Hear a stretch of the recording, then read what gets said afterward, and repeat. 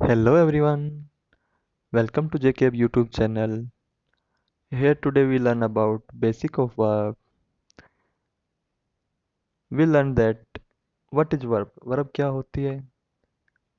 What kind of verb? Verb कितने प्रकार की होती है? Then without wasting time, go to next slide. Verb जिसे हम क्रिया कहने की भूल कर बैठते हैं, लेकिन इसका हिंदी मीनिंग है वर्ब का शब्द। जो हम क्रिया बोलते हैं उसको हम इंग्लिश में एक्शन बोल सकते हैं। तो एक्शन का मतलब है क्रिया और वर्ब का मतलब है शब्द। अब नेक्स्ट स्लाइड में हम पढ़ेंगे काइंड ऑफ वर्ब। तो आइए चलते हैं हमारी नेक्स्ट स्लाइड पे। टाइप ऑफ वर्ब या कितने प्रकार की होती है वर्ब। यहाँ पर मैंने वर्ब को दो पार्टों में डिवाइड किया, एक्सिलरी वर्ब और मेन वर्ब। एक्सिलरी यानी कि सहायक क्रियाएं, प्राइमरी वर्ब और मॉडल वर्ब, ये आपकी एक्सिलरी वर्ब की दो पार्टीशन में डिवाइड किया है। और मेन वर्ब को भी दो पार्टों में डिवाइजन किया है, ट्रांजिटिव वर्ब और इंट्रांजिटिव वर्ब। ट्रांजिटिव वर्ब को हिंदी में कर्मक क्रिया बोलते हैं, जबकि इंट्रांजिटिव वर्ब को अकर्मक क्रिया हम कह सकते हैं। तो आइए हम एक बार और रिपीट करते हैं। टाइप ऑफ वर्ब को दो पार्टों में डिवाइड किया, एक्सिलरी वर्ब और मेन वर्ब। जो एक्सिलरी वर्ब है, सहायक क्रियाएं हैं, उनको भी दो पार्टों में डिवाइड किया गया है, प्राइमरी वर्ब और मोडाल्स वर्ब। और जो मेन वर्ब है उसको दो पार्टों में, ट्रांजिटिव वर्ब या सकर्मक क्रिया, इंट्रांजिटिव वर्ब या अकर्मक क्रिया। अब हम इनका बारी बारी से अध्ययन करेंगे। Then go to next slide. Auxiliary verb या सहायक क्रियाएं। एक्सिलरी वर्ब को हम वैसे तो हम हेल्पिंग वर्ब और वर्ब एज ए यूज कर सकते हैं, लेकिन एक्सिलरी वर्ब में जो सिर्फ हेल्पिंग वर्ब एज यूज होती है और जो दोनों तरह से यूज होती है, हम उसको अलग अलग पार्ट में डिवाइड किया है। एक्सिलरी वर्ब फर्स्ट में है प्राइमरी वर्ब, जो कि वर्ब और हेल्पिंग वर्ब दोनों का काम करती है, जिसमें हमें तीन वर्ब लिखे हैं, बी, डू और हैव। ये हमारी बेसिक वर्ब है। जबकि मॉडल्स वर्ब है, उसको सिर्फ हम हेल्पिंग वर्ब और हेल्पिंग वर्ब दोनों की तरह यूज कर सकते हैं उसको भी। उनमें से कुछ को हम सिर्फ ओनली यूज करते हैं एज ए हेल्पिंग वर्ब, और कुछ को करते हैं हम हेल्पिंग वर्ब और मेन वर्ब की तरह यूज़ करते हैं। तो वो हम डिटेल में पढ़ेंगे हमारी नेक्स्ट वीडियो में, जिसमें हम मॉडल्स वर्ब के ऊपर वीडियो में हम पढ़ सकते हैं। तो first one, can, could, may, might, shall, will, should, would, must, ought to, use to, need and dare. ये टोटल 13 मैंने यहाँ पे लिखी हैं। 13 हमारी ये मॉडल्स वर्ब है। Can, could, may, might, shall, will, should, would, must, ought to, use to, need and dare, ये हमारी मॉडल्स वर्ब है। ये चलते हैं हम अपनी नेक्स्ट स्लाइड पे।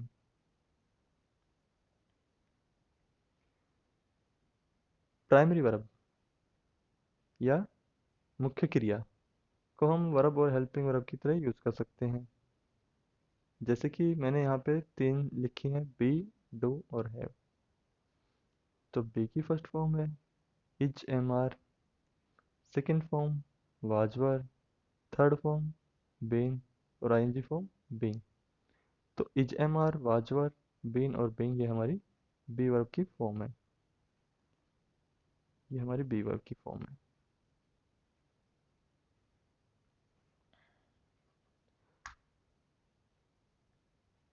डू, नेक्स्ट है डू। डू वर्ब की जो फर्स्ट फॉर्म है, डू डज, हमारी फर्स्ट फॉर्म है। सेकेंड फॉर्म डिड है, पास्ट फॉर्म, जिसको हम बोल सकते हैं पास्ट इंडेफिनिट टेंस के लिए। और थर्ड फॉर्म है डन। आईएनजी फॉर्म भी है हमारी। कई बुक में हमें मिलता है कि V1, V2, V3, V4। ये V3, V4 के बाद ये चीज़ गलत है। ये आईएनजी फॉर्म है हमारी डूइंग। और जो कि कई बुक में लिखा होता है डू और डज को अलग अलग V1, V2 करके लिखा होता है, नहीं, ये हमारी सिर्फ फर्स्ट फॉर्म ही है। और जो ऊपर लिखा है ये हमारी बेस फॉर्म है। बेस यानी कि आधार फॉर्म है हमारी। इसी वर्ड से हमारा पूरी की पूरी जितने भी है वर्ब बनी है। नेक्स्ट हम पढ़ते हैं हैव। Have verb. तो हैव ये हमारी बेस वर्ब है। बेस वर्ब से हमारी आधार वर्ब से बनी है हैज़ और हैव। सिंगुलर है हैज़ और हैव हमारी प्लूरल है। अब सेकंड फॉर्म है उसकी हैड और थर्ड फॉर्म भी हैड है। वो डिफरेंस हम हमारी नेक्स्ट वीडियो में देखेंगे जिसमें हम टेंस वगैरह सीखेंगे। और आईएनजी फॉर्म है इसकी हैविंग। ये हमारी प्राइमरी वर्ब हो गई कंप्लीट। अब आती है बारी मेन वर्ब की। मेन वर्ब को जो हमने फर्स्ट स्लाइड में हमारे दो पार्टों में डिवीजन किया था, ट्रांजिटिव वर्ब और इंट्रांजिटिव वर्ब। सकर्मक क्रिया या अकर्मक क्रिया।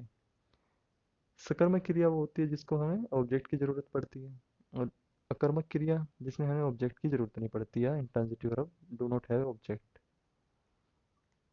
इसको हम एग्जाम्पल से समझते हैं। जैसे कि ट्रांजिटिव वर्ब में जो है ही sang ए सॉन्ग, यहाँ पर दोनों में सेम वर्ब यूज की गई है, ही sang स्वीटली। ये ट्रांजिटिव भी है और इंट्रांजिटिव भी है। तो कुछ वर्ब हमारी इंट्रांजिट और ट्रांजिटिव दोनों होती हैं, कुछ वर्ब हमारी सिर्फ ट्रांजिटिव होती है, कुछ इंट्रांजिटिव होती है। तो यहाँ पर जो मैंने वर्ब की यूज sang, जो कि सिंग वर्ब की सेकंड फॉर्म है, सिंग यानी कि गाना गाना, गाया। तो हमारी ये वर्ब की फॉर्म sang इंटेंसिव और ट्रांजिटिव दोनों है।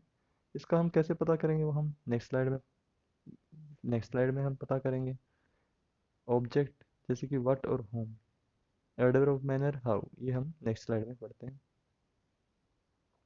जैसे कि मैंने एग्जांपल दिया यहाँ पे ही sang ए सॉन्ग, उसने एक गाना गाया, जिसमें ही हमारा सब्जेक्ट हो गया, ही हमारा सब्जेक्ट है, sang हमारी वर्ब है, ए सॉन्ग हमारा ऑब्जेक्ट है। ऑब्जेक्ट कौन होता है, नाउन या प्रोनाउन हमारा ऑब्जेक्ट होता है।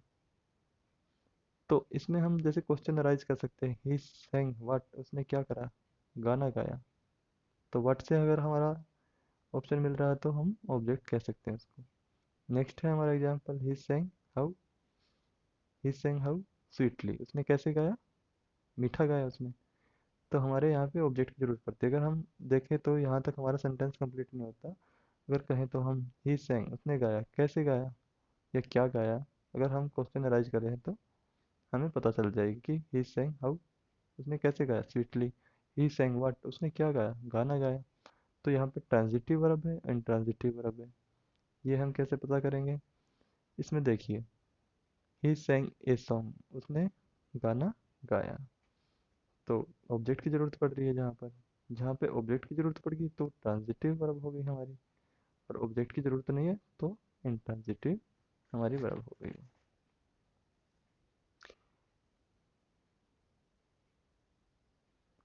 Thanks for watching my video.